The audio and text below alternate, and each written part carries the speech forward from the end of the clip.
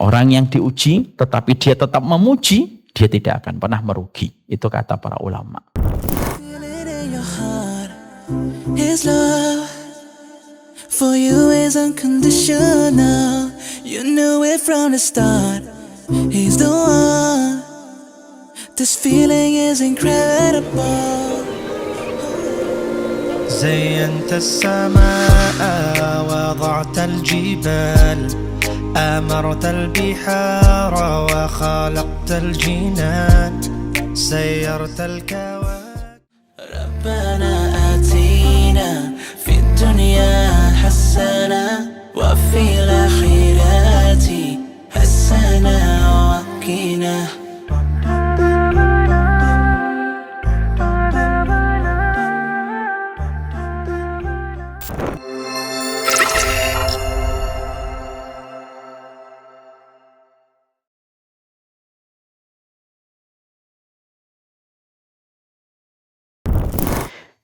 Innal hamdalillah wassalatu wassalamu ala Rasulillah wa ala alihi wa sahbihi wa man tabi'ahum bi ihsan ila yaumil qiyamah. Kepada seluruh para pengurus Majelis Taklim Raudhatul Jannah. Raudhatul Jannah atau Riyadul Jannah? Raudhatul Jannah. Dan kepada bapak-bapak sebagai bodyguard dari para ibu-ibu yang hadir pada kesempatan hari ini. Tidak ada yang kita harapkan pada setiap perjalanan kehidupan kita, kecuali yang kita harapkan semoga Allah memberikan kepada kita keberkahan. Urusan berkah itu satu konsep teori yang tidak akan dipahami sama kalangan materialisme. Satu konsep yang tidak akan dipahami oleh kalangan kapitalisme. Karena sesungguhnya keberkahan itu hanya bisa dipahami kepada mereka yang beriman kepada Allah. Tentunya tidak ada yang paling kita butuhkan kecuali adalah keberkahan.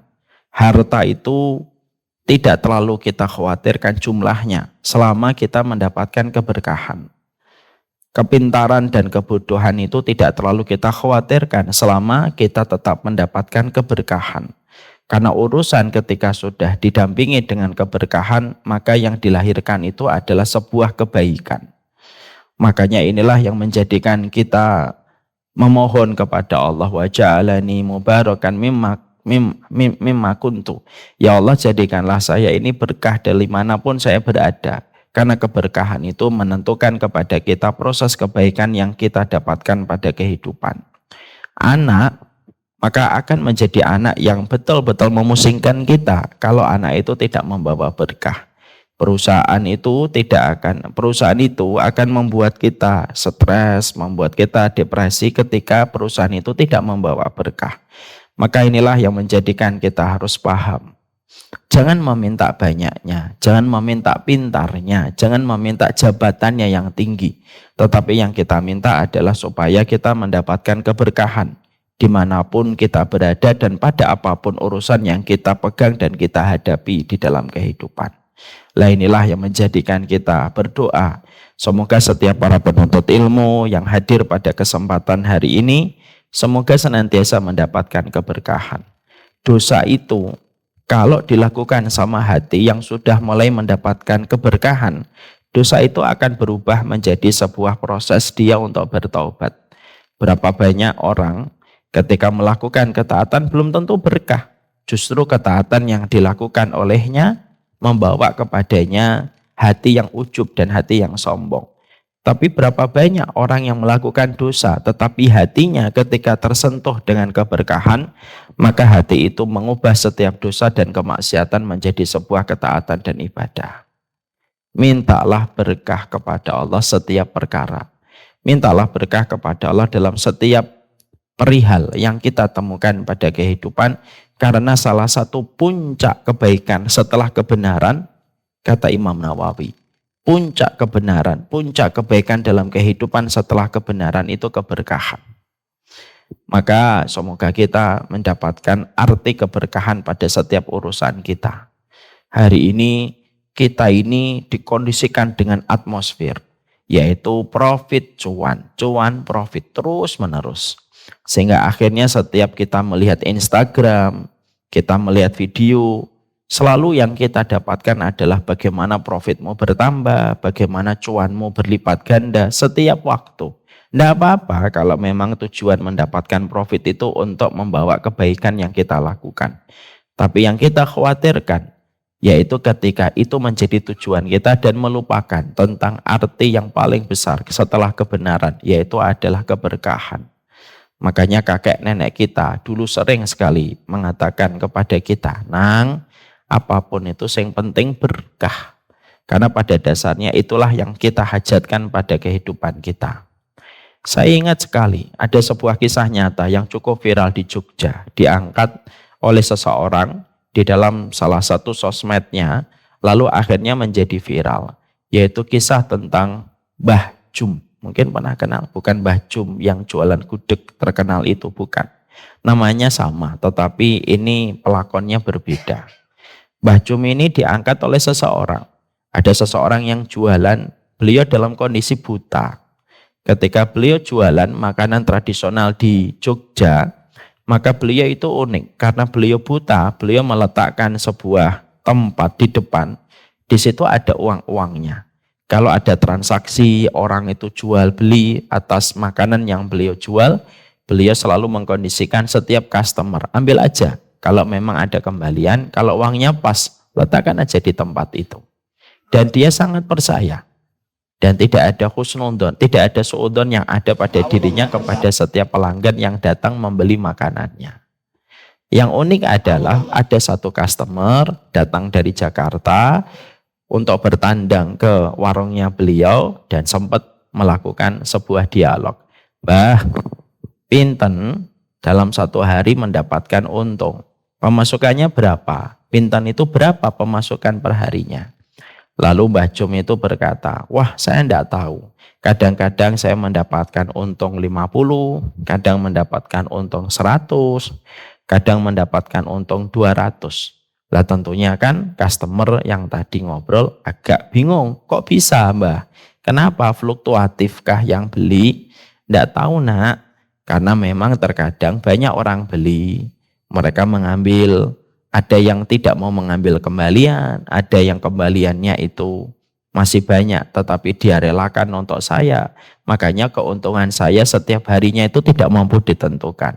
Saya pernah ngambil untung 200, pernah. Ngambil untung 150, pernah. Ngambil untung cuma 100 juga pernah.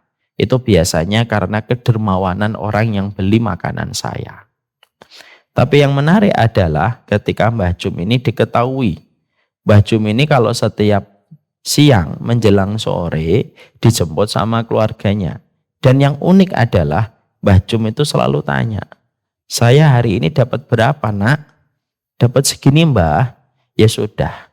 Mbah itu ngambil 50 aja. Sisanya masukkan ke masjid. Dan itu dilakukan beliau. Lalu ditanya, "Kenapa Mbah selalu menyisakan 50 saja?" "Karena kebutuhan saya di dalam hidup, karena saya seorang diri cuma 50.000 aja. Sisanya saya kembalikan kepada yang memberi rezeki itu, yaitu adalah Allah." Apa yang kita tangkap? Ini kan hikmah. Hikmah itu sebuah peristiwa dari satu kebenaran yang dijahit oleh Allah melalui rangkaian peristiwa orang di sekitar kita. Itu hikmah. Karena Allah tidak lagi menurunkan ayat menjadi petunjuk kebenaran. Karena ayat itu berhenti dengan wafatnya Rasulullah. Dan cara Allah tetap membimbing kita itu bagaimana? Supaya tersentuh hati kita selain dengan ayat-ayat Al-Quran. Maka disitulah kita mendapati dan kita menjumpai hikmah-hikmah yang ada di sekitar kita. Kalau kita rajut, itu menjadi sebuah perenungan untuk kita. Disitulah kita belajar bagaimana Mbah Jum itu mengajarkan kepada kita. Arti keberkahan itu merupakan sebuah perkara besar yang tentunya tidak boleh luput. Tidak ada satu hari yang kita lewati, tidak ada satu pekan yang kita lewati, tidak ada satu bulan yang kita lewati. Kalau kita berdoa di akhir bulan, sebelum kita berpindah kepada bulan yang baru, mintalah kepada Allah. Dijadikan semua urusan kita berkah dan dijadikan kita menjadi orang yang berkah dimanapun kita senantiasa hidup. Ini yang sekarang hilang pada kehidupan kita.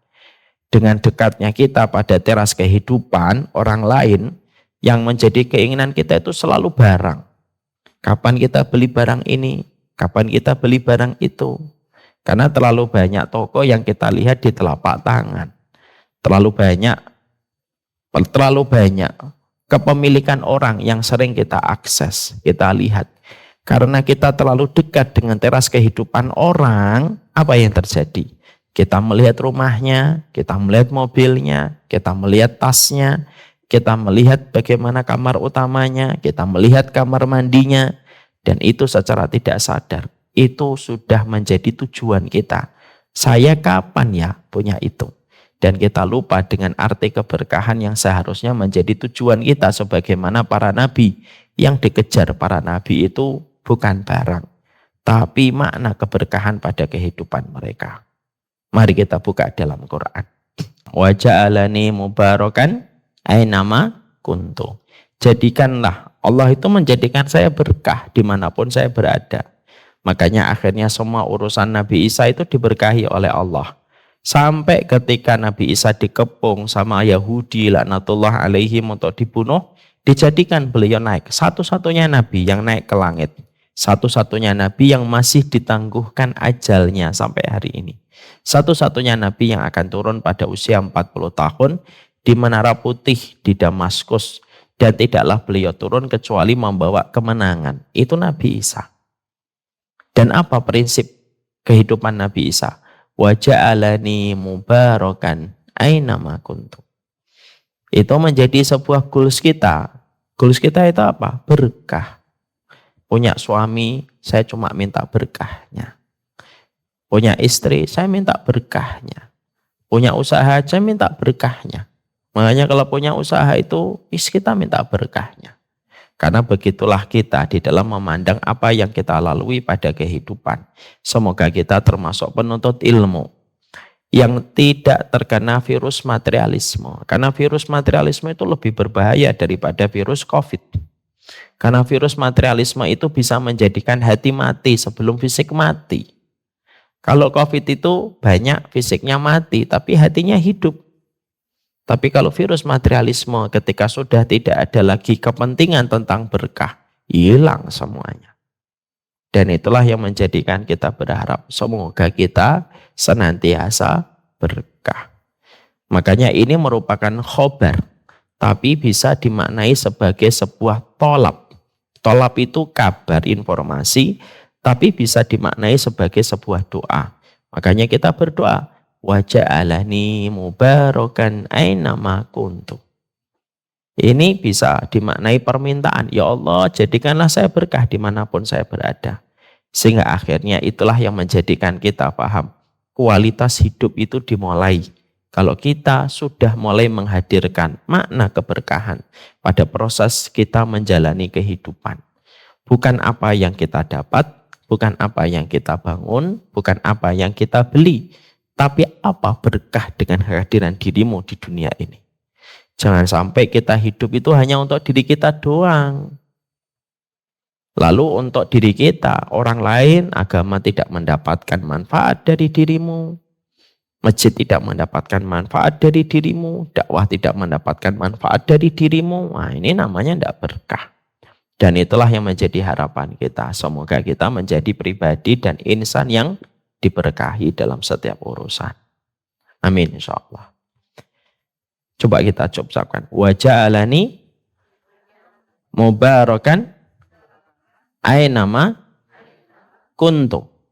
Ya, itu yang kita berdoa kepada Allah. Alhamdulillah, tentunya senang sekali kita pada kesempatan hari ini kita berjumpa. Dan kita bersyukur kepada Allah, dan syukur itu merupakan komponen penting di dalam kita memberi makna pada kehidupan, dan kesyukuran itu bisa menghantarkan kita kepada proses husnul khatimah. Tidaklah kita melihat setiap orang yang mereka mendapatkan proses husnul khatimah kecuali ketika mereka senantiasa memberikan kesyukuran. Dan kesyukuran itu terkadang tidak semudah yang kita bayangkan. Syukur itu banyak sekali persepsi dan mindset dari setiap muslim. Syukur mah gampang Ustadz. Jangan gitu. Syukur itu justru terkadang lebih sulit.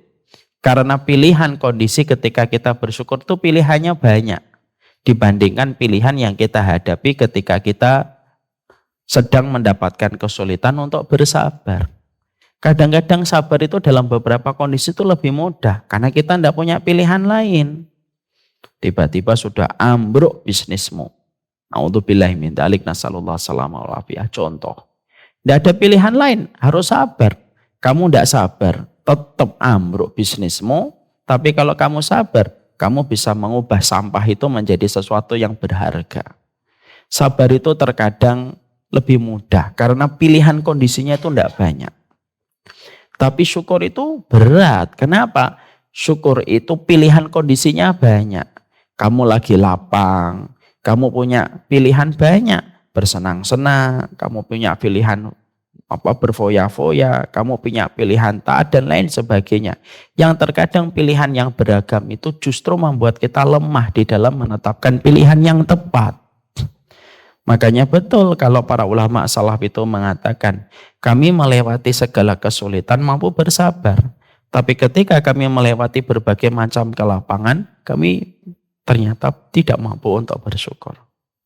Makanya maaf ya, kadang-kadang kalau orang sudah senang sama gula, menghentikan kecanduan kepada gula itu susah.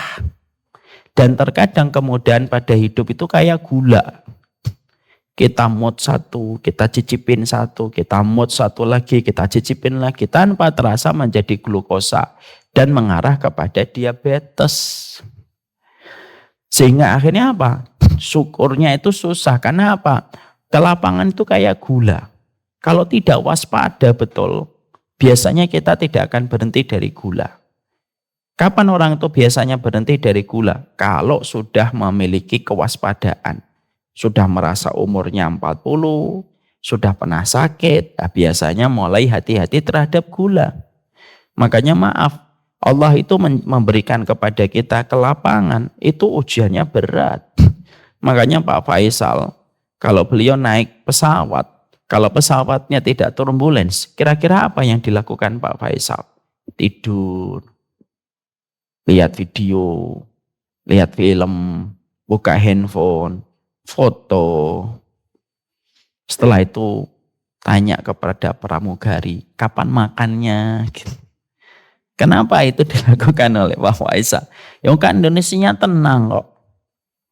Coba kalau pesawat itu turbulence, kira-kira Pak Faisal sempat nggak nanya sama pramugari, Mbak, makan siangnya kapan, Mbak? Ketika pesawatnya turbulence, tidak mungkin. Ketika pesawat turbulen itu mungkin nggak ngelihat film? Enggak lah, pasti dimatikan. Ketika pesawat turbulen itu kira-kira kita ngelihat nggak video? Enggak. Kita sudah bingung gitu, ya Allah gitu, pengen ngomong sama Pak Pilot turun aja di sini aja gitu. Karena kita dalam kondisi turbulen itu justru hati kita ingat sama Allah. Saya pernah punya kejadian, naik pesawat Bu. Dari Semarang ke Jakarta, turbulence dari 5 menit pertama take off itu sudah turbulence. Masya Allah, saya itu akhirnya baca Quran gitu. Sepanjang perjalanan itu, hampir 1 jam itu. Ya, sampai turun, sampai ada ibu-ibu di samping saya itu ngomong, Masya Allah Mas, baru kali ini saya itu nikmat mendengarkan bacaan Quran. Saya tahu pasti bukan suara saya, karena suara saya cempreng dan fales gitu. Tapi yang menjadikan dia nikmat mendengarkan Quran itu karena kondisi, keadaan ketika pada saat itu turbulence. Jadi itulah yang menjadikan kita paham, syukur itu tidak gampang. Bapak dan ibu kalau ingin sholat tahajud, tapi ibu dan bapak tidak mengkondisikan ruang tidurnya, supaya diminimalisir kenyamanan, pasti biasanya bablas. Masuk ke kamar, kasurnya empuk. Habis gitu sebelum tidur makan seafood. Ya kan? Makan seafood. Malam sudah gitu minumnya teh tarik. Ya kan? Setelah itu kamarnya dingin sekali. Tidak ada sama sekali nyamuk. Sudah begitu standar kasurnya standar hotel bintang 5. Sudah begitu selimutnya lembut sekali. Kira-kira bisa bangun jam 1? Kira-kira bisa bangun? Ini pertanyaan ya, jawab. Kira-kira bisa bangun atau tidak bisa bangun? Susah. Coba kalau kita mendapatkan sebuah kamar AC-nya mati, kasurnya terlalu agak keras, nyamuknya banyak. Insya Allah tidak usah sholat tahajud jam 3, jam 1 sudah bangun dia. Maka disitulah kita paham bahwasanya syukur itu tidak gampang. Makanya jangan suka meremehkan syukur. Makanya Imam Nawawi berkata, ada satu zikir yang tidak pernah ditinggalkan Nabi setiap habis sholat. Apa itu Ustadz? Rabbana afrig alaihim sabra? Enggak. Nah terus apa? Sesungguhnya zikir yang tidak pernah ditinggalkan Nabi setiap habis sholat berarti dalam satu hari berapa kali? 5 kali. Itu zikir apa? Allahumma a'inni ala dzikrika wa syukrika wa husni ibadatika. Ya Allah tolong saya, ya Allah berzikir kepadamu, bersyukur kepadamu, beribadah yang benar kepadamu. Kenapa kok tidak dipeninggalkan Nabi setiap habis sholat? Simple jawabannya. Karena Nabi tahu syukur itu berat. Makanya Syekh Turaifi sampai mengatakan sabar dan syukur itu kadang-kadang lebih meminta pengorbanan pada syukurnya daripada sabarnya. Sabar itu kadang-kadang short term. Adapun syukur itu kadang-kadang long term, Bu. Sabar itu ya pada waktu ketika diuji doang. Dan kita kalau diuji itu oleh Allah sedikit dibandingkan nikmat yang Allah berikan kepada kita. Tapi kalau kita syukur long term dia. Kenapa? Semua perkara kemudahan yang kita dapati itu harus disyukuri. Nah itulah yang menjadikan kita paham. Inilah yang menjadikan kita mengerti. Kita selalu meminta kepada Allah. Ya Allah, tolong dibantu hati kami supaya kita senantiasa menjadi hamba yang bersyukur. Karena kata Imam Syafi'i, tidak mungkin kamu mati husnul khotimah kecuali kamu menjadi hamba yang selalu bersyukur kepada Allah. Ya, kalau sudah bersyukur, pasti Allah berikan kepadanya apa? Allah berikan ketenangan, Allah berikan kelapangan, Allah pasti berikan kecukupan. Dan itu yang terkadang tidak kita sadari. Orang yang terkenal belum tentu tenang. Orang yang pintar belum tentu lapang. Dan orang yang kaya belum tentu cukup. Hanya Allah berikan kepada orang yang senantiasa bersyukur. Saya mendapati ya Bu, ada orang di Malaysia atau di Jepang. Dia pada waktu usia 15 tahun sudah menyelesaikan PhD. Tapi hari ini umur 25 tahun dia malah gelisah. Dia malah menuntut orang tuanya atas dunia masa anak-anak yang direnggut untuk belajar. Di situ kita paham, yang pintar belum tentu tenang. Yang terkenal belum tentu lapang. Kenapa banyak artis itu pakai narkoba? Ya karena belum tentu lapang. Dan yang kaya belum tentu cukup. Dan semoga kita senantiasa menjadi hamba yang selalu bersyukur kepada Allah. Mari kita mencoba untuk mempelajari satu tema. Sebelum kita mempelajari tema yang akan menjadi pembahasan kita, tentunya saya meminta kepada ibu-ibu. Karena ibu-ibu dan bapak, waktu siang ini kan waktu sensitif sekali. Apalagi tadi habis makan lalapan. Maka dibutuhkan niat yang kuat untuk belajar. Saya tadi sempat salah nyangka. Saya kira tadi jam 10. Ternyata jam 1. Wah, jam 1 lumayan. Tapi insya Allah godaan-godaan sepoi-sepoi air laut yang biasanya menimpa kepada kita itu bisa kita kalahkan dengan niat yang benar. Lalu saya meminta kepada kita semuanya ada 2. 1, mari kita kosongkan gelas kita. Ketika orang itu banyak belajar, kadang-kadang hatinya sudah penuh dengan informasi. Akhirnya setiap kalimat demi kalimat yang disampaikan oleh seorang guru ditolak. Kenapa? Hatinya sudah terlalu penuh dengan barang dan terlalu penuh dengan isi. Gelas kalau sudah ada isinya tidak bisa. Diisi dengan jus tidak bisa, teh tidak bisa. Kenapa? Gelas itu sudah terisi dengan air putih yang penuh. Kapan kita bisa mengisi gelas itu? Kalau gelasnya kosong. Itu ilustrasi hati kita. Mari kita kosongkan gelas kita supaya kita mudah mendapatkan deretan kalimat yang disampaikan Allah dan Rasulnya. Bukan hanya untuk Bapak dan Ibu, tapi untuk saya juga. Sebagai pihak yang menyampaikan adalah pihak yang paling bertanggung jawab. Dan tentunya kita juga harus paham, dengan kita mengosongkan hati kita sebagaimana gelas kosong, akhirnya kita tidak mudah sensitif terhadap setiap kebenaran ilmu yang kita peroleh. Tapi kalau hati kita sudah penuh, biasanya suka sensitif sama ilmu. Biasanya ada bapak-bapak atau ibu-ibu suka komen kalau ada seorang ustadz sedang menyampaikan. Ustadznya nyindir saya ini gitu. Padahal ustadznya tidak kenal kamu. Jadi ustadznya bukan nyindir siapa-siapa, karena pada dasarnya kita sudah ada sesuatu yang memenuhi hati kita. Makanya mari kita kosongkan gelas kita. Yang kedua, mari kita maknai bahwasanya ilmu adalah pemberian terbaik yang Allah berikan kepada kita, supaya kita tidak mengalami banyak benturan pada kehidupan ketika kita selalu memahami ilmunya. Ingat ya, ilmu itu obat dari banyaknya problematika dan masalah yang hadir pada kehidupan kita, kalau kita mendapatkan ilmunya. Saya ambilkan sebuah kisah nyata. Saya pernah menyampaikan kisah tentang zina, tema tentang zina, bagaimana tercelanya perbuatan zina dan konsekuensi yang didapatkan kalau orang itu berzina. Setelah saya menyampaikan panjang lebar kajian itu, tiba-tiba saya selesai. Dan ketika saya selesai, ada bapak-bapak menghampiri saya ketika saya sedang jalan ke mobil. Saya sudah deg-degan. Aduh, jangan-jangan ada hubungannya dengan tema.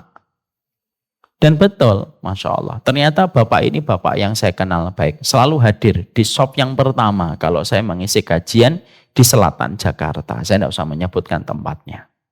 Lalu beliau berkata, Ustadz, iya, emang benarkah anak yang terbentuk sebelum pernikahan, maka anak itu tidak bisa dinikahkan sama bapak biologisnya atau bapak kandungnya hanya karena dia terbentuk sebelum pernikahan? Saya jawab, betul Pak.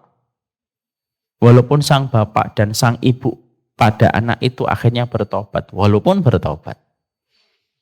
Karena jejak perzinahan itu tetap ada walaupun orang itu bertobat. Itulah betapa dahsyatnya tentang hubungan zina. Lalu pada saat itu beliau nangis. Beliau cerita sama saya.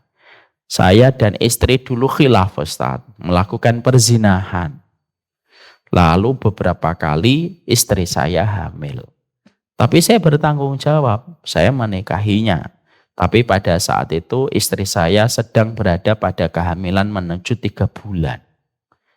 Ternyata anak pertama saya perempuan. Dan anak perempuan saya hari ini sudah kelas 3 SMP.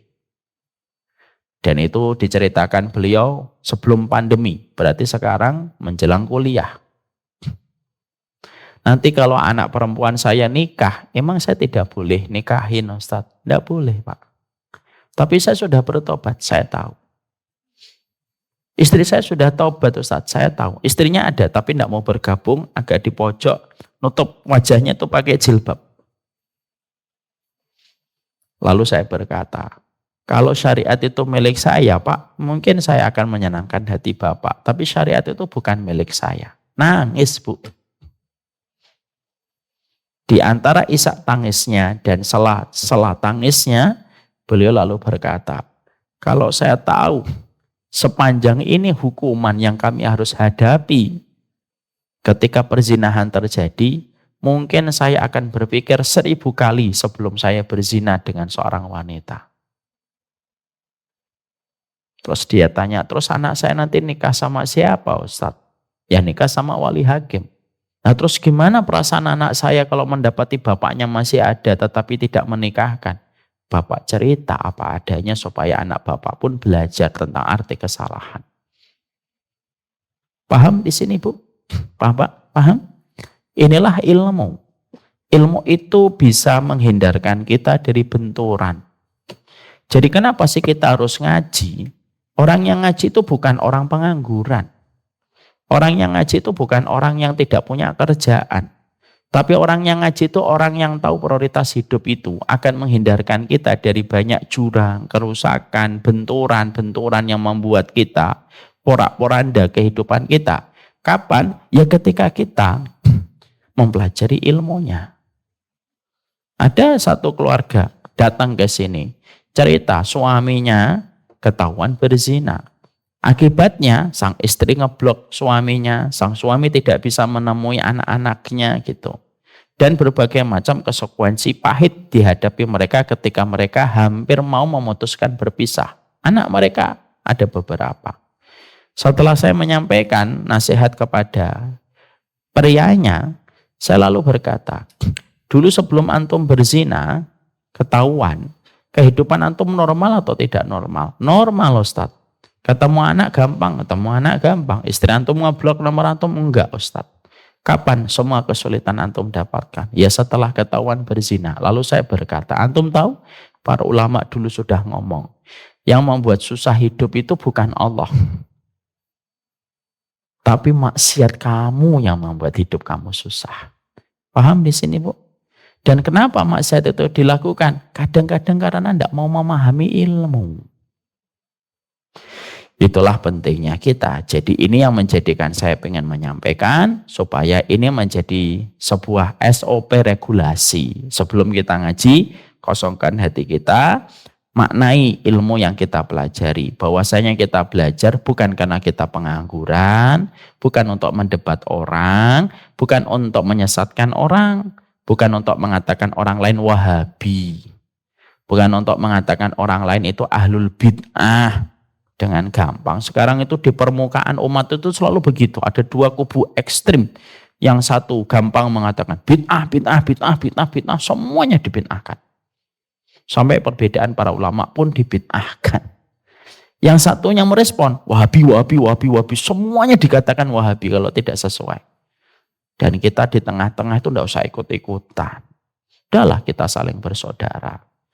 Bagaimanapun pilihan kita dalam agama dipastikan dengan dalil, tapi kita saling bersaudara. Sama pilihan presiden pun, siapapun yang kamu pilih, silahkan. Tapi ingat ya, ambil pilihan yang terbaik setelah kita istikharah. Dan tentunya kita juga harus paham ketika kita memilih. Kalau kita memilih, kita harus ingat. Siapapun yang kita nanti sudah pilih, tidak usah kita ngotot mati-matian. Karena apa? Ya kalau ibu dan bapak meninggal, yang menyolati tetap tetangga kita kok. Emang yang menyolati paslon yang kita mati bela-belaan? Enggak juga. Realistislah kita dalam kehidupan. Ya, jangan sampai pilihan-pilihan ini justru malah menjadikan kita kehilangan arti pertemanan dan persahabatan. Lah Ustadz milih siapa? Urusan saya milih siapa. Nah, sekarang mari kita ngaji bareng-bareng. Bismillahirrahmanirrahim. Duh, ini ada Raudhatul Jannah. Masya Allah ya. Canggih ya, Syamilah. Mari kita buka dengan satu video.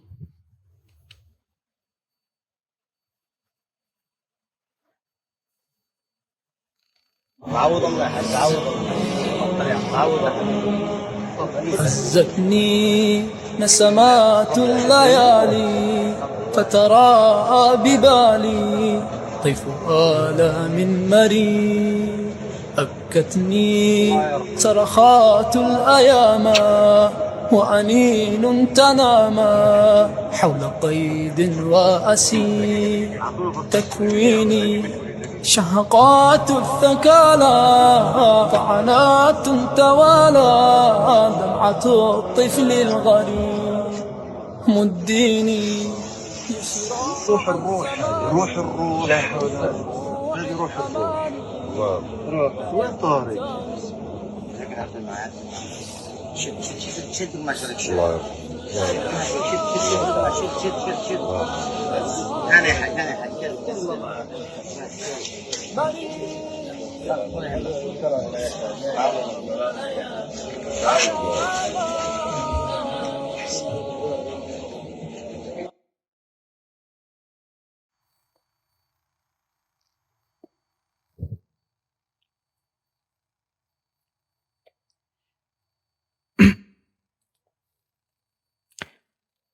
Gak tahu ya, video ini sudah ratusan kali saya lihat.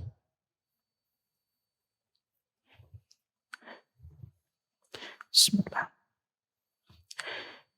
Video yang baru kita lihat itu menggambarkan kepada kita bahwasanya perjalanan hidup orang yang beriman itu pasti akan menemukan ujiannya masing-masing. Kamu tinggal di timur, kamu tinggal di barat. Pasti bahwasanya setiap dari kita menemukan ruangan ujian yang Allah berikan kepada kita. Karena pada dasarnya tidak ada kehidupan manusia yang tidak mendapatkan desir angin ujian yang Allah berikan pada kehidupan. Seorang sahabat itu berkata, "Innahu lam yabqa minad dunya illa bala'un wa fitanun. Fa'iddu lahu bisabar." Hidup di dunia itu pasti menemukan bala. Hidup di dunia itu pasti menemukan fitnah. Fa'iddu lahu bisabar. Maka persiapkanlah hidup kamu ketika gelombangnya itu berisi dengan fitnah, berisi dengan ujian. Fa'iddu lahu bisabar. Maka persiapkanlah dirimu untuk menghadapi setiap ujian yang Allah kirimkan di dalam kehidupan kita. Allah menciptakan dunia bukan menjadi panggung kesenangan. Allah menciptakan dunia itu bukan berisi menjadi panggung sinetron dan panggung cerisah. Bukan panggung cerita. Tapi Allah menciptakan kehidupan ini menjadi sebuah panggung ujian untuk menyeleksi setiap manusia pada setiap peran-peran yang Allah berikan dalam setiap ujian yang Allah gulirkan pada kehidupan mereka. Makanya ketika kita sebagai pelakon pada kehidupan kita, bahwasanya kita pasti akan bertemu dengan setiap ujian yang Allah berikan pada kehidupan kita. Inilah pentingnya bagi kita. Bagaimana mengkondisikan hati kita. Karena perangkat yang pertama kali terpapar ketika mendapatkan ujian itu, perangkat dalam hidup kita yang terpapar dengan ujian pertama kali itu bukan tangan dan kaki kita, tapi hati kita dulu. Makanya tidak akan membahayakan setiap ujian, tidak akan membahayakan setiap musibah yang Allah pasti kirimkan pada kehidupan kita. Selama kita selalu mampu mengendalikan perangkat paling penting pada kehidupan kita, di mana ini merupakan antibodi paling maksimal dan paling besar yang Allah berikan kepada kita, dan antibodi untuk melawan getirnya setiap ujian dan musibah itu terletak pada hati manusia. Kita terkadang jarang sekali memberikan makna bahwasanya hati kita itu merupakan antibodi terbesar pada kehidupan untuk menghadapi setiap musibah. Lah inilah yang menjadikan kita paham. Sampai Ibrahim bin Adham, salah satu ulama besar itu mengatakan, "Lau ya'lamul muluk wa abna'ul muluk ma'alaina minan na'imi la jaladuna bisuyuf."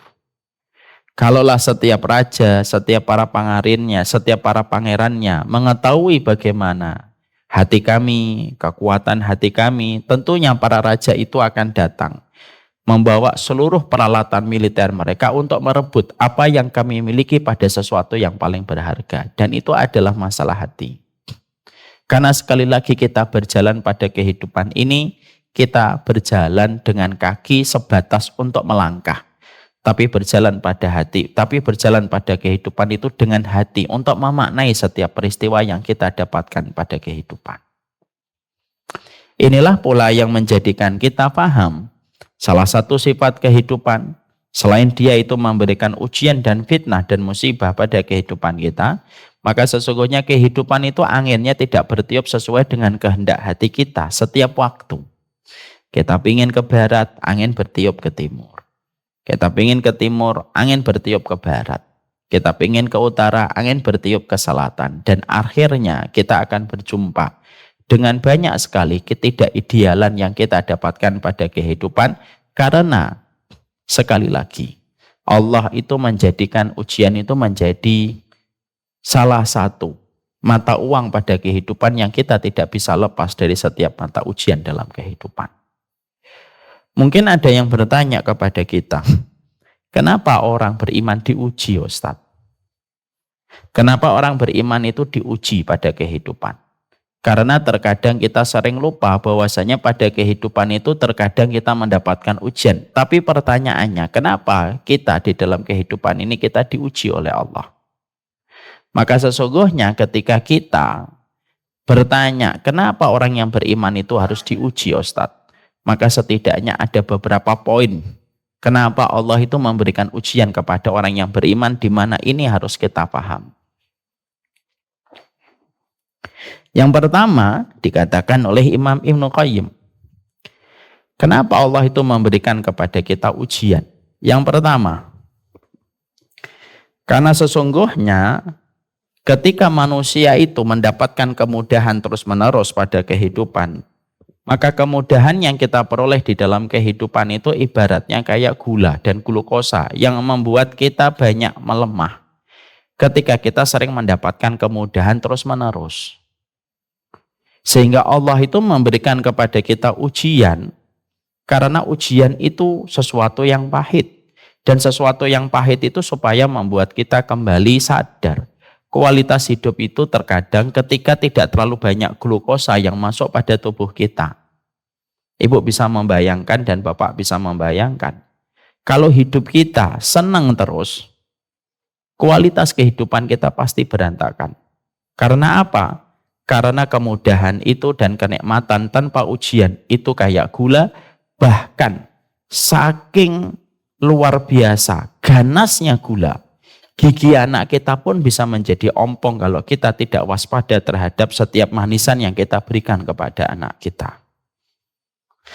Maka itulah yang menjadikan kita paham kenapa Allah itu menguji orang yang beriman. Supaya orang yang beriman itu betul-betul sadar bahwasanya hubungan kita dengan Allah terkadang Allah berikan kita kesadaran, Allah berikan kepada kita alarm dengan ujian yang Allah berikan kepada kita, di mana ujian itu kembali mengingatkan kita bahwasanya hidup itu memiliki sebuah goal, dan goal kita itu adalah bagaimana kita bisa selamat pada kehidupan pertama untuk menuju kepada kebahagiaan pada babak yang kedua. Maaf ya Bapak dan Ibu. Kita sering sekali mendengarkan kisah. Ada anak yang dikasih fasilitas berlebihan. Apa yang terjadi? Justru anak itu tidak bisa taat sama orang tua. Ada anak dikasih fasilitas berlebih, maka akhirnya manja. Akhirnya tidak mandiri. Dan akhirnya sampai tua pun dia masih menyusahkan orang tua. Ya atau tidak? Iya. Kejadian yang viral, yang sampai dimuat di sosial media dan media berita nasional sampai berpekan-pekan tentang seorang anak dari seorang pegawai pajak gitu. Itu sudah memberikan gambaran kepada kita. Kita tidak menghakimi, tapi kita mengambil hikmah. Ternyata disitulah kita mengerti. Anak saja yang terlalu dimanja dengan fasilitas, lalu apapun yang dia inginkan dia dapatkan, justru tidak mendidik anak itu. Tapi justru anak itu akan berkembang dengan pola yang negatif dan terkadang tidak bisa memberikan feedback kebaikan untuk orang tua. Makanya sekarang para psikolog itu ngomong, bisa dicek di laman-laman website mereka, jangan memanjakan anak. Begitu kan? Selalu perkataannya apa? Jangan manjain anak Bapak dan Ibu. Dikit-dikit dibantu, nanti tidak mandiri. Dikit-dikit langsung dikasih dengan fasilitas, dikasih dengan privilege. Jangan. Biarkan anak kita struggling. Kenapa? Ketika kamu memanjakan anak, justru anak itu nanti akan terkubur dan tidak bisa maksimal kualitasnya. Kenapa? Karena terlalu gampang dia mendapatkan fasilitas. Perkataan psikolog yang mengatakan dalam ilmu parenting, jangan memanjakan anak, itu sebenarnya jawaban dari apa yang dikatakan Imam Ibnu Qayyim pertama. Kenapa sih Allah itu ngasih ujian kepada kita? Karena Allah tidak ingin memanjakan kita. Sehingga ketika Allah itu tidak memanjakan kita, bukan karena Allah itu tidak sayang. Karena Allah ingin supaya kita struggling, supaya kita mendapatkan banyak kebaikan ketika tidak semua perkara kita dapatkan dengan begitu mudah. Itu caranya Allah ketika mendidik satu kaum yang diridhoi oleh Allah.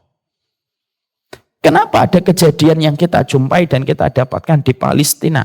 Di Palestina itu Masya Allah ujiannya berat. Tapi kenapa hari ini seluruh dunia jatuh cinta kepada apa yang disaksikan di Palestina? Bukan kepada yang muslim, bahkan orang kafir pun banyak yang jatuh cinta kepada apa yang dilalui masyarakat Palestina. Karena pola bertahan ketika mereka mendapati ujian itu yang menjadikan mereka akhirnya itu menjadi orang yang luar biasa. Jadi kalau kehidupan ibu, kehidupan saya, kok kita tidak diberikan oleh Allah kemudahan dalam segala perkara.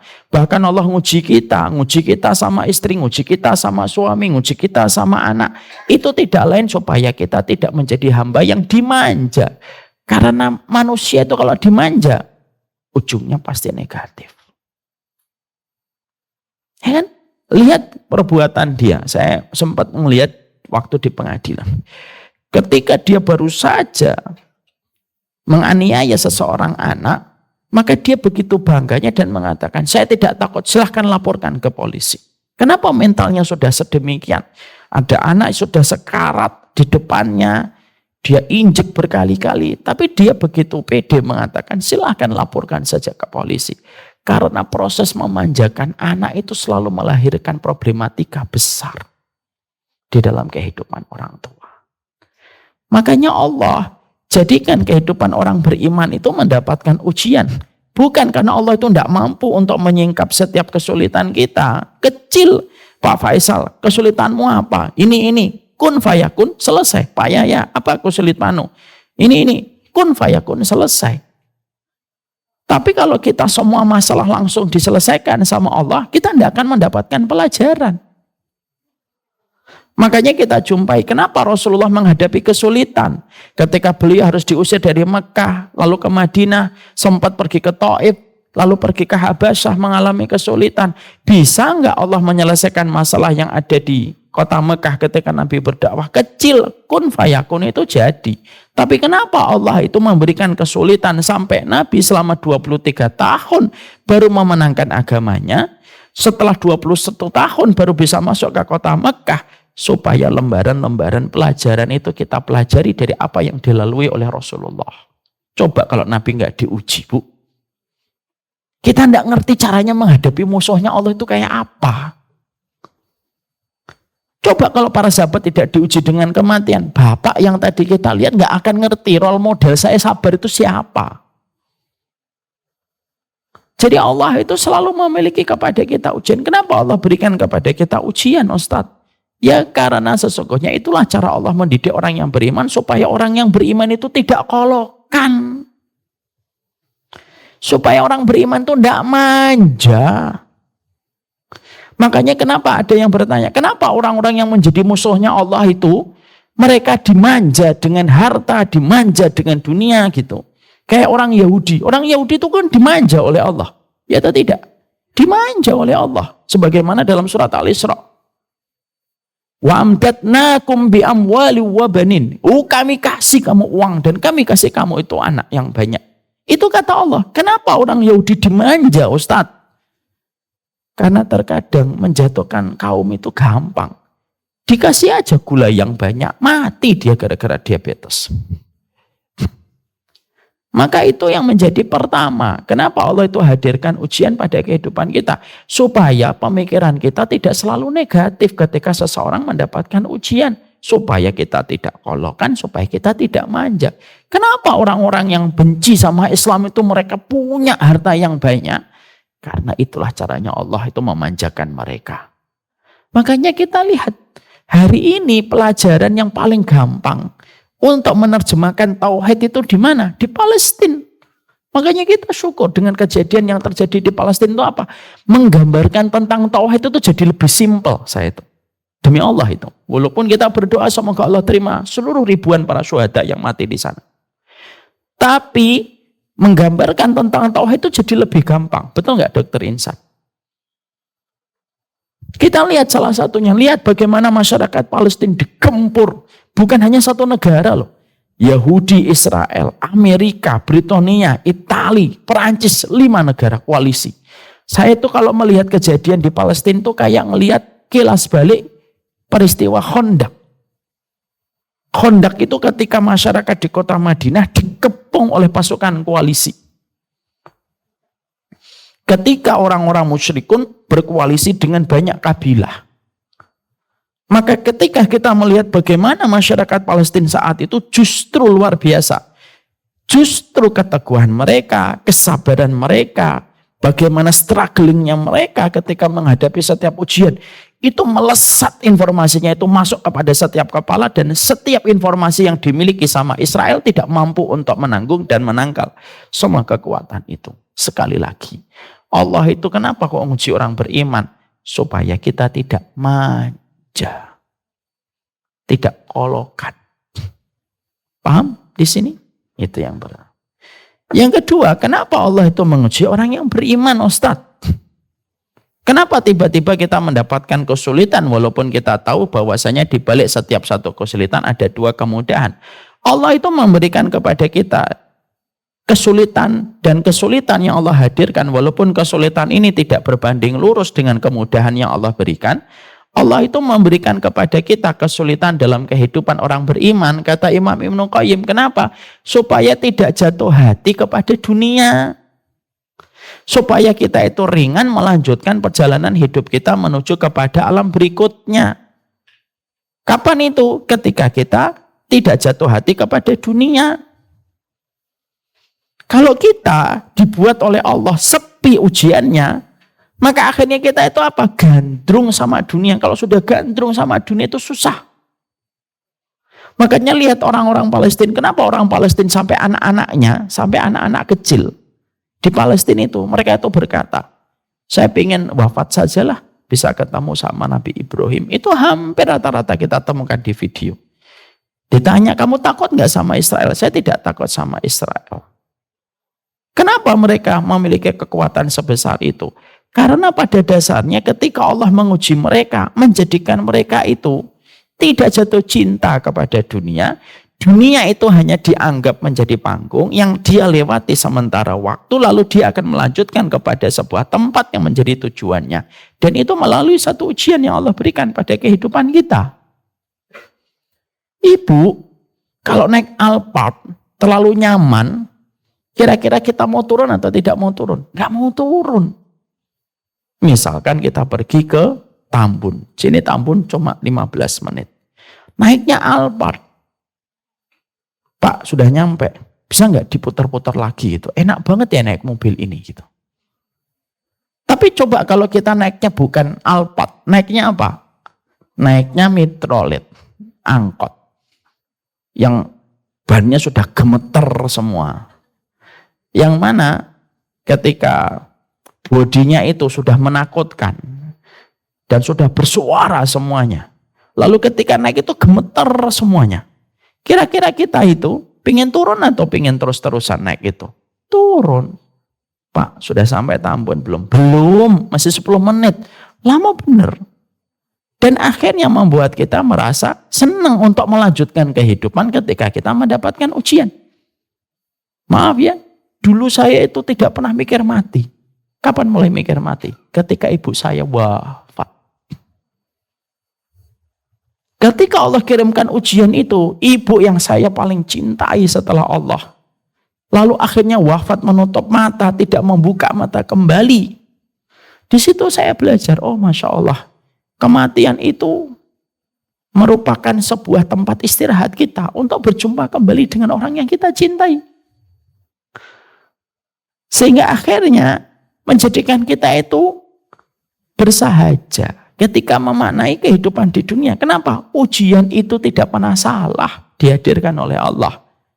Dan itulah maksud yang Allah katakan kepada kita bahwasanya kenapa orang beriman itu diuji? Supaya tidak kolokan, supaya tidak manja, dan ketika Allah itu menguji kepada kehidupan kita, supaya kita tidak jatuh hati kepada dunia. Orang itu kalau sudah jatuh hati sama dunia, Bapak dan Ibu, rusak semuanya. Apa yang terjadi?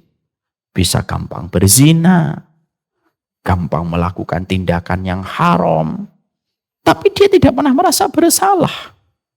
Makanya betul, kalau akhirnya kita mendapati ada 3 orang yang susah dinasihati. Kira-kira siapa? 3 orang yang susah dinasihati siapa Pak Yaya? Ada 3 orang yang susah dinasihati, itu siapa? Satu siapa? Siapa yang bisa menjawab? 1, 2, 3. Dapat hadiah dari saya. Siapa orang yang susah dikasih nasihat? Pertama, orang yang jatuh cinta. Benar, 1. Kok Pak Faisal tahu lagi jatuh? Orang yang jatuh cinta susah dikasih nasihat. Ya atau tidak? Itu perempuan yang kamu senangi hitam. Tidak apa-apa, yang penting manis. Cerewet, tidak apa-apa. Kayak website, kayak kaset hidup. Gak usah kita beli radionya. Kenapa? Orang lagi seneng kok diomongin gitu. Ya tidak bisa. Orang yang jatuh cinta itu susah dikasih nasihat.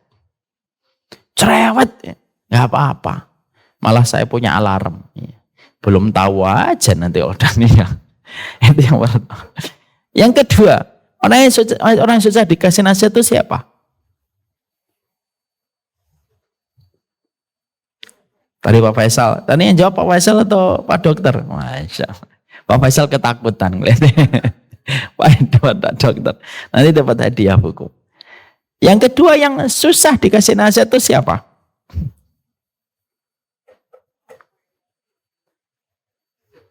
Apa? Orang emosi enggak? Siapa? Orang yang sombong. Iya, tapi enggak separah itu. Orang yang kedua yang susah dinasihati itu kata ahlul hikmah itu apa? Orang yang fanatik buta sama kelompoknya. Susah enggak dinasihati? Susah. Kita ngomong apa saja, ini dalilnya begini, ini ada di kitab ini. Enggak mau dengerin mereka.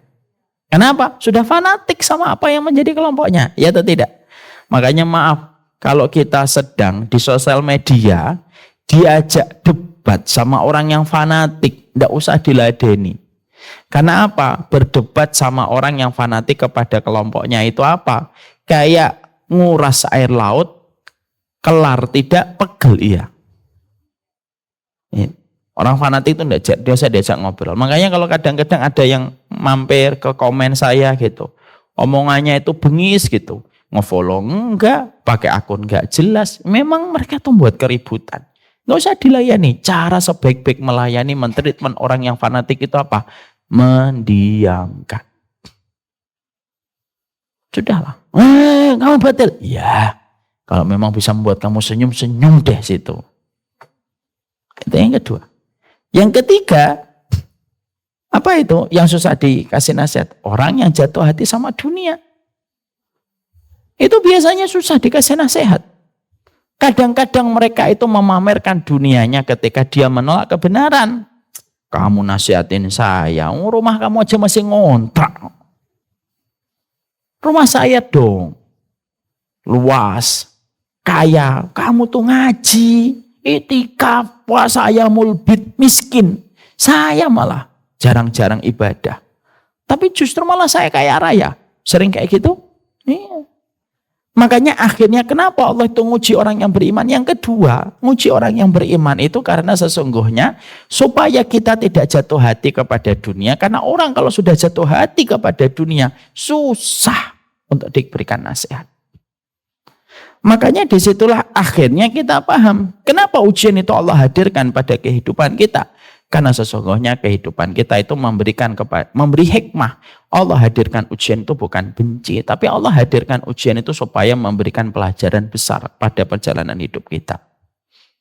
Nah sekarang ketika kita tahu bahwasanya ujian itu pasti datang dan kita sudah mengerti kenapa Allah itu memberikan ujian pada kehidupan kita, maka sebenarnya tidak ada yang membahayakan setiap ujian yang Allah turunkan selama kita mampu membaca setiap ujian dengan cara yang benar. Karena kalau kita mampu berinteraksi kepada ujian dengan cara yang benar, tidak ada ujian yang membuat kita terperosok selama kita paham bagaimana cara kita membaca setiap ujian. Karena apa? Karena senjata, kalau berada di tangan yang benar, itu menghasilkan kebaikan. Maka sama pula, jangan yang kita khawatirkan itu ujian. Tapi yang menjadi sebuah proses kita di dalam kehidupan adalah bagaimana cara kita membaca ujian. Ketika kita mengerti cara kita membaca ujian, maka tidak akan membahayakan ujian yang datang pada kehidupan kita. Kalau kita tahu bagaimana cara membaca satu ujian.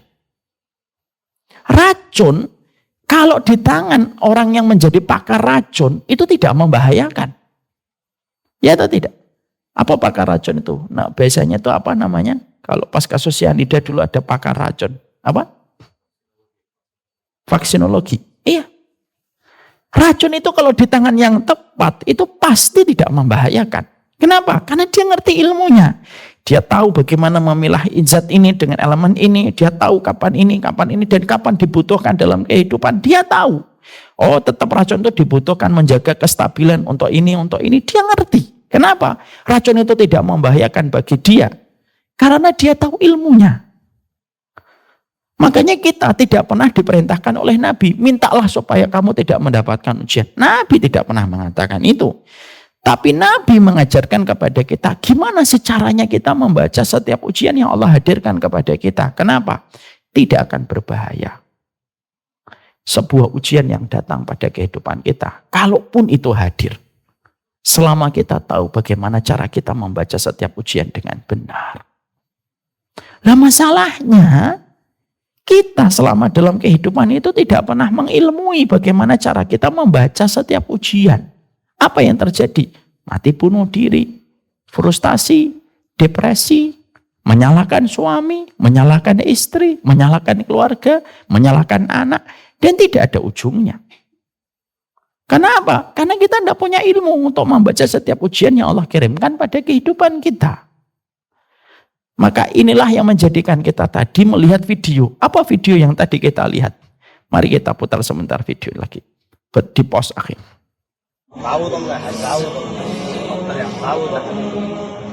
هزتني نسمات الليالي فتراءى ببالي طيف آلام. Tidak ada orang tua yang berpikir bahwasanya dia yang akan menabur tanah untuk anak. Tidak ada orang tua yang berpikir dia akan membungkus kain kafan anak. Setiap orang tua itu berpikir simpel. Dia ditaburi tanah sama anaknya dan dia yang dibungkus kain kafan sama anak. Tapi perhatikan video ini. Ujian yang Allah berikan kepada ini ujian berat, Bu. Dan ini termasuk salah satu ujian paling berat setelah kehilangan penglihatan yang langsung berbalas cash dengan surga. Karena ada amalan-amalan yang dikatakan oleh para ulama itu langsung bayarannya cash dengan surga. Kehilangan penglihatan itu cash dengan surga. Yang kedua, kehilangan anak. Makanya dikatakan dalam hadis riwayat Muslim, innallaha idza ahabba qauman. Allah itu kalau sayang kepada satu kaum, kata Rasulullah, maka Allah itu panggil malaikat maut. Lalu Allah sampaikan kepada malaikat maut, saya mencintai keluarga itu. Tapi saya ingin mengujinya supaya saya lebih tahu lagi bagaimana dia kecintaannya kepada diriku. Lalu Allah memberikan perintah kepada malaikat maut. Inza samrota fuadihi. Cabut itu nyawa buah hatinya. Allah menyampaikan tidak dengan kata inza ibnahu. Allah tidak mengatakan inza bintahu. Beda Ustaz, beda. Kalau inza ibnahu, cabut nyawa anak laki-lakinya. Kalau dia mengatakan inza bintahu, cabut nyawa perempuan, anak perempuannya. Tapi Nabi tidak mengatakan ibnahu dan Nabi, tapi Allah tidak menggunakan kalimat ibnahu dan bintahu. Allah menyampaikan kalimat inza samrota fuadhi. Cabut nyawa buah hatinya yang paling disayang. Lalu malaikat turun kepada kehidupan manusia yang tadi disebutkan oleh Allah. Dicabut nyawa buah hatinya. Lalu malaikat menunggu, melihat apa yang dikatakan oleh orang itu. Ketika orang itu menyebutkan alhamdulillah, innalillahi Allahumma ajurni fi musibati, maka dia balik lagi kepada Allah, lapor kepada Allah. Allah tanya kepadanya, kamu sudah cabut nazata samrota fuadi, kamu sudah cabut nyawa buah hatinya? Sudah ya Allah. Mada yaqulu abdi, apa yang dikatakan hambaku itu ketika kamu sudah menyabut buah hatinya? Langsung malaikat berkata, hamidaka wastarja. Tetap memujimu ya Allah dan mengucapkan kalimat istirja. Lalu Allah kagum sama orang-orang semacam ini. Allah kagum. Lalu Allah katakan kepada seluruh para malaikat selain malaikat maut yang tadi habis menjalankan tugas. Ubnu dalam bentuk jamak. Ubnu lahu baitan fil jannah wa sammuhu baital hamdi. Maka kata Allah, bangunkan itu sebuah rumah untuk dirinya dan namakan goresan nama itu, tulis namanya di setiap rumah itu. Baitul hamdi, rumah pujian. Rumah itu tidak bisa dicapai dengan sholat, rumah itu tidak bisa dicapai dengan puasa, rumah itu tidak bisa dicapai dengan sedekah, tapi rumah itu hanya bisa dicapai dengan keridhaan ketika memaknai ujian, ketika dicabut nyawa buah hati yang paling disayang di dalam hati dan jiwanya. Disinilah kita menjumpai dan kita mendapati. Apa yang kita jumpai dan apa yang kita dapatkan di sini? Yang kita jumpai adalah ujian itu ketika direspon sama pemilik hati yang memiliki ilmu, maka ujian itu tidak membahayakan untuknya.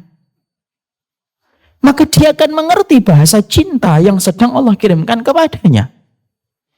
Irinya kita bukan orang yang menjadi presiden. Irinya kita bukan kepada siapa yang akhirnya memiliki profit hingga puluhan triliun. Itu mah biasa. Saya kemarin beberapa hari yang lalu ditunjukkan ada 10 pengusaha terkaya di Indonesia ketika ada terjadi perubahan. Saya biasa aja. Tapi irinya kita itu kepada mereka yang memiliki sebuah hati yang Allah titipkan hati itu untuk menjadi role model bagi orang yang beriman di sekitarnya. Ujian itu tidak membahayakan selama disikapi dengan ilmu ketika mengilmui setiap ujian yang Allah berikan pada kehidupan manusia. Masing-masing ibu dan bapak kita akan mendapatkan peran ujian kita. Nah, saya nggak mau nyebut ini, berat sekali saya membayangkan itu. Tapi itu ujian yang pasti Allah hadirkan untuk kita. Kita tidak bisa bertanya kepada Allah kapan. Karena semua menunggu waktu. Hingga ujian itu Allah berikan kepada kita. Yang perlu kita lakukan adalah cara kita membaca setiap ujian itu. Supaya kita selalu memiliki energi yang kita dapatkan ketika kita membaca ujian dengan tepat. Saya ambilkan sebuah analogi yang gampang. Sekarang, Pak Yaya, sampah itu bisa nggak di-recycle kembali? Bisa. Lalu sampah itu bisa dijual dan menjadi komoditi? Bisa. Kalau sampah saja sekarang, dengan teknologi mutakhir, apalagi yang dari Belanda, Denmark gitu ya, mereka memiliki teknologi yang mutakhir, mampu mengubah setiap sampah menjadi komoditi yang mendapatkan keuntungan, maka disitulah kita berpikir ujian pun bisa memberikan kepada kita kekuatan selama kita tahu bagaimana membaca setiap ujian yang Allah kirimkan pada kehidupan kita. Masing-masing dari kita sedang bergelut pada ujian. Ada yang diuji dengan suaminya, ada yang bergelut ujian pada istrinya, pada bisnisnya, pada anak-anaknya. Maka betapa kita membutuhkan ilmu untuk membaca setiap ujian supaya ujian itu tidak memporak-porandakan kehidupan kita. Imam Ibnu Qayyim menyebutkan, Bapak dan Ibu, ada 6 kacamata yang kita harus perlukan membaca setiap ujian yang Allah berikan pada kehidupan manusia. Putar. Apa yang pertama 6 kacamata itu untuk membaca setiap ujian yang hadir pada kehidupan kita? Yang pertama,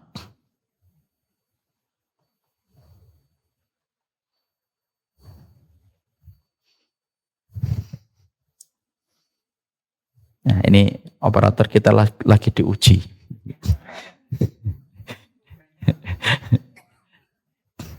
Yang pertama, ada 6 kacamata ketika seorang manusia itu menghadapi sebuah ujian yang Allah kirimkan pada kehidupan. Yang pertama apa? Yang pertama keridhaan. Artinya, kita ini harus senantiasa memiliki kacamata ridho di dalam kehidupan kita. Bahwasanya kehidupan kita itu bukan miliknya kita. Kehidupan itu miliknya Allah. Dan ketika kita sepakat bahwasanya kehidupan itu miliknya Allah, maka disitulah kita mengerti, memang bukan kita yang mengatur, Allah yang mengatur pada kehidupan kita. Orang itu cinta tapi belum tentu ridho. Makanya para ulama tazkiyatun nafas itu mengatakan ar-ridho a'la minal mahabbah. Ridho itu terkadang lebih tinggi daripada cinta. Karena yang cinta itu belum tentu ridho. Contoh, ada suami istri saling cinta, tapi apakah mereka semuanya pasti ridho dalam semua hal private yang mereka miliki ketika harus sharing dan harus berbagi? Belum tentu, walaupun mereka saling cinta. Saya cinta sama istri saya, tapi apakah semuanya saya ridho terhadap apa yang dilakukan istri saya? Belum tentu. Kenapa? Tingkat tertinggi hati manusia itu ridho. Apa hubungannya dengan ini? Maka Imam Ibnu Qayyim lalu berkata, yang pertama adalah ketika kita memahami bahwasanya pada kehidupan kita ini miliknya Allah dan makhluknya Allah. Dan kita tahu kok Allah itu tidak mungkin mendolimi kita. Makanya ketika kita mengerti Allah itu tidak mungkin mendolimi kita karena tidak ada untungnya bagi Allah itu mendolimi manusia. Apa sih untungnya Allah mendolimi kita? Mungkin enggak Allah susah payah menciptakan Pak Faisal, lalu setelah diciptakan disediakan kebutuhannya Pak Faisal, setelah itu didolimi. Ngapain? Kalau ingin mendolimi Pak Faisal, sudah cukup bagi Allah tidak mencantumkan namanya Pak Faisal dalam proses penciptaan manusia 50.000 tahun sebelum Allah menciptakan langit dan bumi. Kalau ada orang yang berkata, Ustadz saya didolimi, saya tanya balik, lah terus untungnya Allah dolimin kamu itu apa?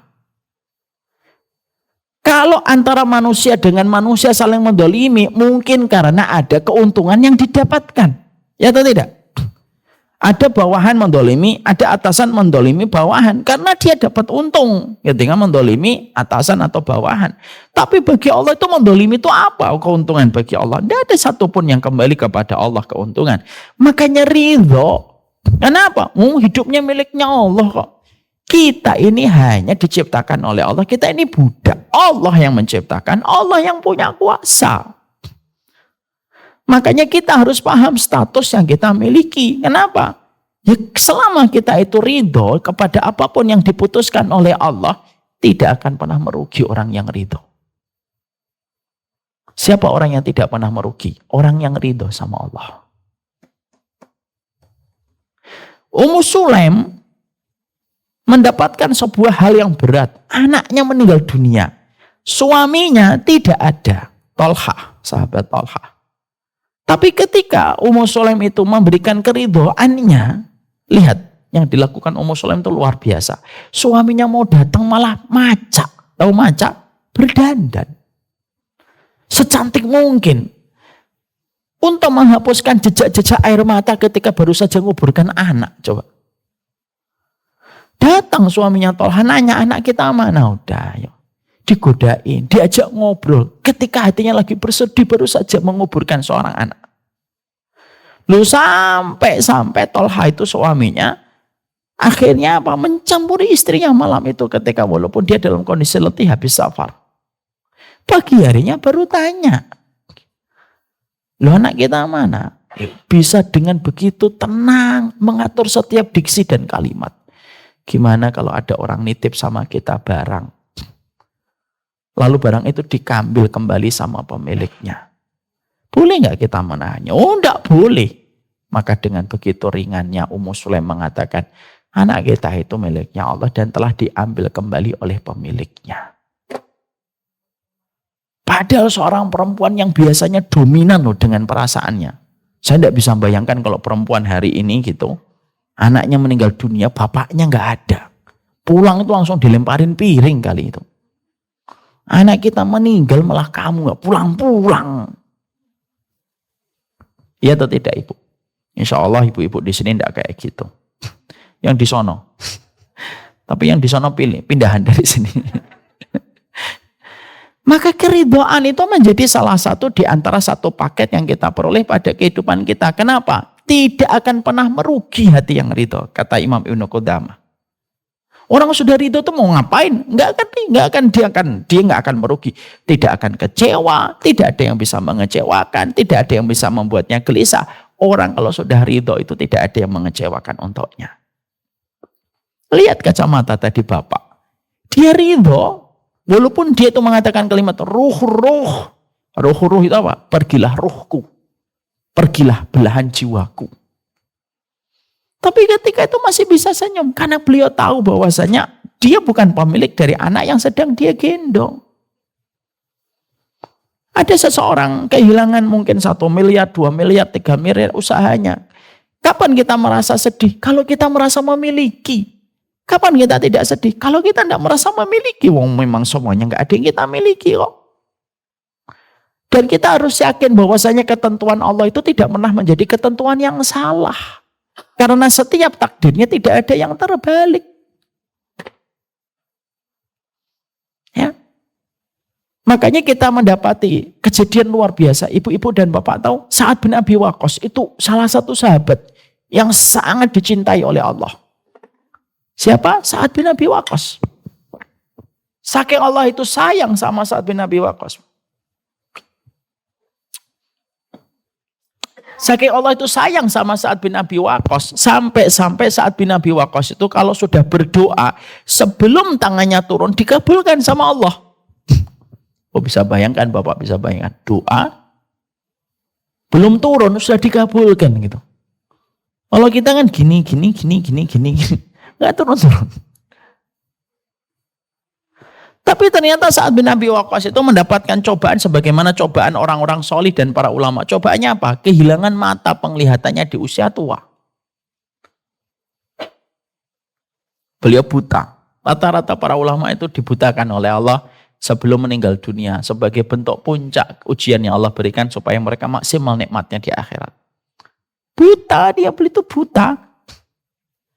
Yang menarik adalah orang itu tahu beli itu pemilik doa yang mustajab. Kenapa kok gak berdoa sama Allah? Ini perhatikan, contoh hati yang ridho. Saya mengatakan ini karena kita semua, saya terutama belum bisa ngamalin karena saking tingginya ilmu ini. Maka seorang Sa'ad bin Abi Waqqas ditanya, wahai ammi, paman, kamu tuh doa sama Allah. Karena aku tidak pernah melihat, karena aku tidak pernah mendapati riwayat ketika engkau berdoa kecuali selalu dikabulkan oleh Allah. Doalah sama Allah, minta disembuhkan. Gak mungkin Allah gak menyembuhkan. Aku tidak pernah menjumpai doamu tertolak. Bapak dan Ibu tahu apa jawaban dari Sa'ad bin Abi Waqqas? Jawabannya adalah, aku lebih ridho dengan takdir pertama yang Allah berikan kepadaku ketika aku buta. Itu lebih aku cintai. Daripada aku berdoa dan meminta takdir yang pertama diganti dengan takdir permintaanku yang kedua. Itu namanya ridho, Bu. Makanya ada seorang sahabat, saya lupa. Ada seorang sahabat yang mengatakan begini, kalau saya berdoa dikabulkan, saya senang. Tapi kalau saya berdoa tidak dikabulkan, saya jauh lebih senang. Itu kita membaca riwayat itu berulang-ulang itu supaya bisa saya maknai dalam hati. Lalu orang tanya, kenapa kamu kalau berdoa mustajab dikabulkan oleh Allah sekali kamu senang, tapi kalau kamu berdoa tidak dikabulkan oleh Allah, kamu lebih senang? Beliau berkata, karena doaku yang pertama adalah pilihanku. Dan doaku yang kedua ketika tertolak oleh Allah, itu berarti pilihannya Allah. Dan pilihan Allah lebih baik daripada pilihanku. Masya Allah. Makanya itu yang menjadikan kita paham. Ujian itu yang pertama, kasih keridhaan. Saya kemarin di Bandung cerita kisah nyata, ada seseorang beliau kerja di bank BCA. Lalu dipecat secara tidak terhormat. Lalu setelah itu beliau kebiasaannya, hobinya suka masak. Disenengin banyak orang, buka warung. Senengin banyak orang, buka warung lebih besar. Senengin lagi, rame lagi, buka restoran. Dan akhirnya restorannya sekarang bertebaran di sekitar Jakarta. Beliau ngomong sama saya itu gara-gara difitnah, Ustaz, akhirnya bisa membuka restoran dan bisa membuka beberapa cabang. Coba kalau saya tidak difitnah, saya masih makan riba. Justru karena saya difitnah dan saya dipecat secara tidak terhormat, hari ini saya punya restoran. Saya tuh kalau ketemu sama orang yang memfitnah saya, betul-betul saya pengen terima kasih sama dia. Masya Allah. Makanya ibu-ibu kalau pengen punya usaha restoran, siaplah difitnah. Nanti insya Allah sukses itu usaha restorannya. Itu namanya mata ridho. Itu namanya mata ridho. Makanya yang pertama yang kita harus pahami adalah kita ridho kepada setiap apapun yang Allah berikan kepada kita. Maka sesungguhnya keridhaan itu kita dapatkan dari mana? Kacamata tauhid bahwasanya Allah itu maha berkuasa dan kita ini hanyalah makhluk. Yang kedua setelah kacamata tauhid yang membentuk keridhaan kita. Yang kedua itu apa? Yaitu adalah Imam Ibnu Qayyim mengatakan yang kedua. Pandangan yang kedua ketika kita menghadapi satu ujian itu apa? Keadilan. Artinya Allah itu adil. Tidaklah Allah memberikan setiap ujian itu kecuali merupakan bagian dari rasa keadilan Allah yang sempurna. Karena apa? Allah itu menguji kita dengan sesuatu kecuali di dalamnya pasti ada hikmah besar sesuai dengan keadilan Allah yang Allah berikan pada kehidupan kita. Kenapa terkadang kita suka rewel ketika kita diuji?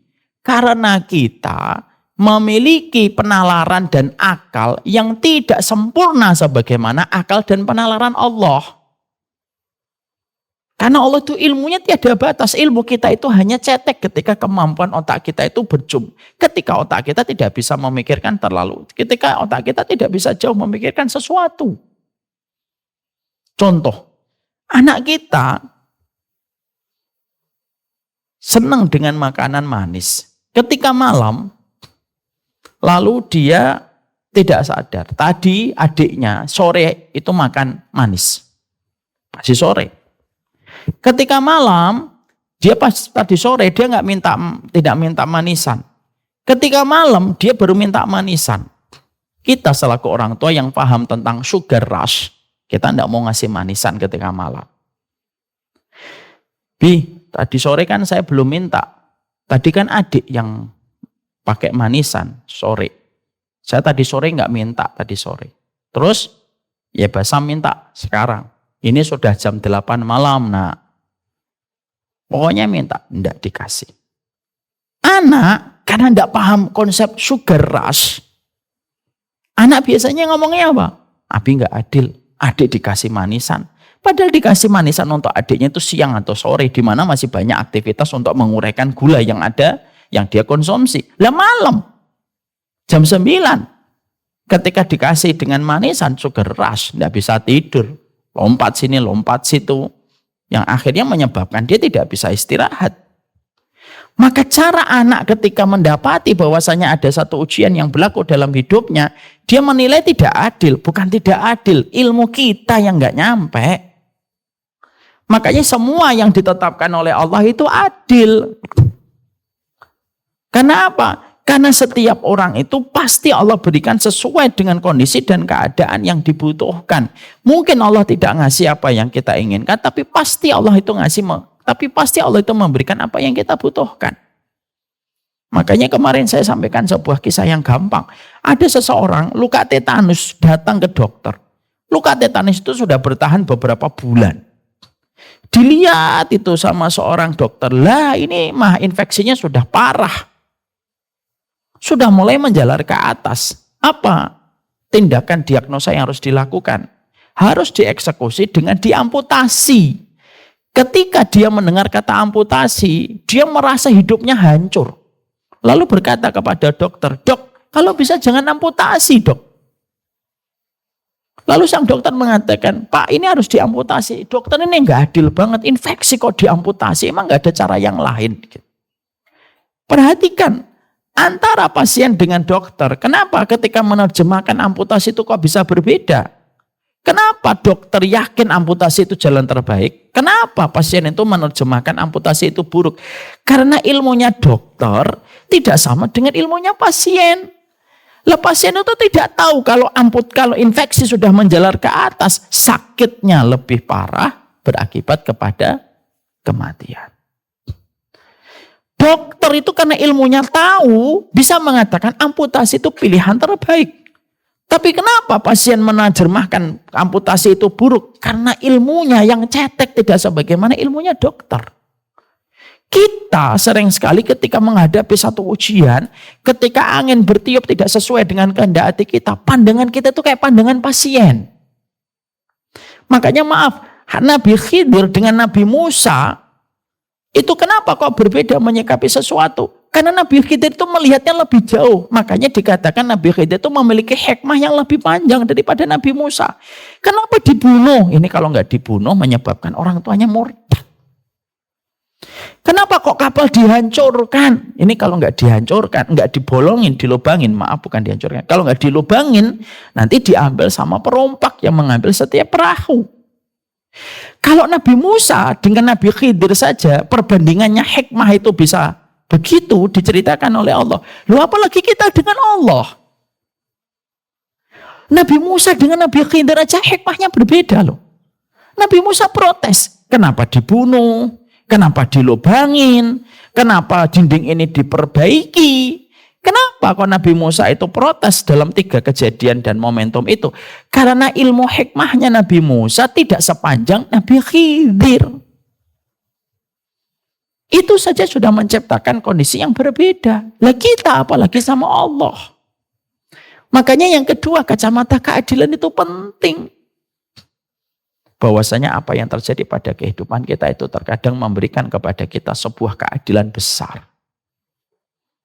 Ini kisah Pak, diceritakan di sebuah kitab para ulama. Dalam bab musibah. Ada seorang ikhwan, mau nikahin akhwat. Sudah mau jadi, tinggal 5% menunggu hari H. Tiba-tiba akhwatnya mengundurkan diri dan membatalkan pernikahan. Last minute membatalkan pernikahan, tinggal 3 hari pernikahan. Ketika tinggal 3 hari pernikahan itu dibatalkan secara sepihak, sang ikhwan itu betul-betul remuk, redam hatinya. Patah hati dia. Setelah akhirnya pisah, sang akhwat tidak lama setelah itu menerima khitbah laki-laki lain. Nah, coba bayangkan. Kalau Pak Faisal bisa ngasah pisau gitu. Pak Yaya lah. Bisa beli peluru biar adil.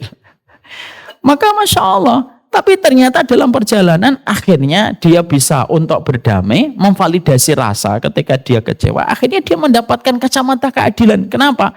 Tidak lama setelah itu terdengar kabar, tersiar kabar yang terkenal di kampungnya. Akhwat yang menolak dia terkena penyakit kronis. Rambutnya rontok semuanya dan dalam kondisi tidak bisa untuk melahirkan keturunan. Sang ikhwan yang menikahi dirinya betul-betul sabar. Lalu sang ikhwan yang tadi sempat bertanya, kenapa saya dibatalkan dalam waktu 3 hari sebelum pernikahan? Dia menarik nafas. Oh, mungkin caranya Allah. Kalau saya menemani dia, saya tidak akan kuat menanggung ujian yang dia terima ketika saya menjadi suaminya. Allah ganti dengan orang yang lebih tepat daripada saya. Dan itulah suaminya hari ini. Ustadz, kapan ya kita bisa menemukan cara pandang yang jauh? Simpel kata Imam Ibnu Qayyim. Mendekat sama Allah dalam setiap ilmu dan kajian. Itu membentuk cara pandang kita selalu jauh. Ustadz, kenapa saya nggak bisa nangkep hikmah? Ngajinya jarang. Baca kitab enggak pernah. Baca buku enggak pernah. Dengar YouTube ketiduran. Setiap diajak kajian selalu weekend nggak mau. Kenapa sih kajian itu weekend? Selalu ada alasan. Nah terus gimana kita bisa memiliki hikmah? Saya pengen kayak Nabi Khidir. Alah nggak usah jauh-jauh Nabi Khidir. Terlalu jauh mainmu. Makanya kemudian kacamata keadilan. Yang ketiga, kacamata yang disampaikan oleh Imam Ibnu Qayyim dalam menghadapi masalah itu apa? Yang ketiga, kacamata kasih sayang. Karena pasti di dalamnya ada kasih sayang. Allah itu uji kita sebagaimana kembali kepada prolog yang tadi kita sampaikan. Kenapa Allah uji kita? 2. Supaya kita tidak kolokan, kita tidak manja. Dan yang kedua, supaya kita tidak gandrung sama dunia. Kalau semuanya itu mudah. Ya kalau kita pengen punya rumah di puncak gunung, dapat. Pengen punya rumah di pinggir pantai, dapat. Kita pengen punya rumah misalkan di bulan, dapat. Kira-kira apa yang terjadi? Tidak mau mati. Lihat itu tentara IDF ketika melawat Hamas. Gimana bisa menang? Saya teringat perkataan Sa'ad bin Abi Waqqas. Tidak akan menang satu kaum yang mencintai kehidupan sebagaimana kami mencintai kematian. Orang Hamas itu gimana? Udah selesai urusan dunia. Bapaknya meninggal. Ibunya kena serangan. Adiknya meninggal serangan beberapa tahun yang lalu. Dia menjadi anak yang bertumbuh kembang. Sudah tidak ada ikatan dunianya. Terus menjadi pasukan Hamas. Berhadapan dengan orang yang mencintai kehidupan. Menang? Nggak bisa. Nggak bisa. Makanya rata-rata kenapa pasukan Hamas itu kuat sekali gitu. Digempur lalu dikepung sampai puluhan militer gitu. Kenapa tetap bertahan? Karena mereka sudah tidak ada ikatan dunianya. Makanya akhirnya Allah itu memberikan kepada kita ujian itu apa? Kasih sayangnya Allah kok. Kalau saya dulu sering mengatakan begini, Bapak dan Ibu, Pak Yaya, Pak Faisal, Pak Dokter. Saya tuh sering mengatakan begini, kalau semuanya hidup kita dimudahkan untuk kita, lalu dari mana kita mendapatkan pahala kesabaran? Kita nikah, istri kita langsung taat terus-terusan. Suami kita baik banget sampai meletakkan handuk itu rapi di tempatnya. Misal. Lalu akhirnya nanti bingung dari mana kita dapat pahala kesabaran. Pahala kesabarannya nggak ada kok ujian. Karena ujian itu identik dengan kesabaran. Maka kemudian kata Imam Ibnu Qayyim, kacamata kasih sayang. Makanya orang yang menerjemahkan bahwasanya ujian itu kasih sayang, dia ringan. Ibu-ibu tahu, bapak tahu. Kalau yang tahu kasih hadiah lagi, ini kasih 2 hadiah. Siapa sahabat yang senang ketika ditimpa ujian sakit? Mau sholat istikharah dulu? Kolaplan. Itu Nabi, sahabat. Siapa Nabi? Siapa sahabat? Yang senang untuk diuji penyakit. Dan akhirnya Allah ngasih dia penyakit, Bu, sampai meninggal dunia. Gara-gara belum minta penyakit. Ibu-ibu, enggak usah nyontoh ya. Berat itu, nanti dapat malah marah-marah. Sahabat itu bernama Abdullah bin Ubay. Ubay bin Ka'ab, maaf. Ubay bin Ka'ab. Beliau itu ketika mendengar Nabi menyebutkan sebuah doa, la tasubul humma fa innal humma yukaffiru sa'at. Jangan celah penyakit demam. Demam itu meringankan beban dosamu. Loh, Ubay bin Ka'ab itu berdoa, ya Allah kasihkanlah aku demam ya Allah. Demam yang tidak menjadikan aku meninggalkan ketaatan. Lalu Allah kasih dia demam setiap menjelang maghrib, demam sampai pagi subuh, demam, Bu. Nanti ketika pagi agak turun demamnya, nanti sore datang lagi demamnya sepanjang hidup. Bukan itu penyakit DB, bukan tipes, tapi demam yang menyertai Ubay bin Ka'ab sampai meninggal dunia. Kenapa semacam itu? Karena mereka memiliki sebuah kacamata istimewa yang ada pada hati mereka. Mereka menerjemahkan setiap perkara ujian yang Allah kirimkan kepada mereka sebagai bentuk kasih sayang. Makanya sampai Nabi mengatakan ada orang yang beriman mencintai ujian sebagaimana orang yang lemah iman senang dengan harta.